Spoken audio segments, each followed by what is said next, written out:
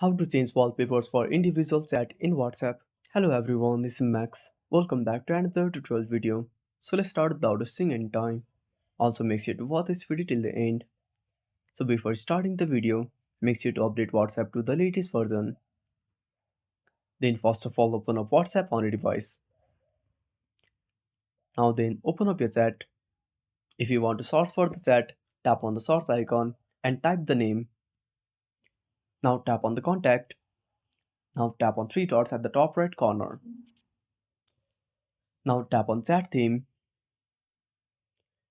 Now if you want to select the themes from here. Now if you want to change the wallpaper, simply tap on if you want to change the wallpaper, simply tap on wallpapers. Now choose the wallpapers. You can also choose custom wallpapers. Simply tap on choose from gallery. Now select a photo, tap on next, and that's it. Thanks for watching. Make sure to subscribe our channel and hit the bell icon. See you in the next video.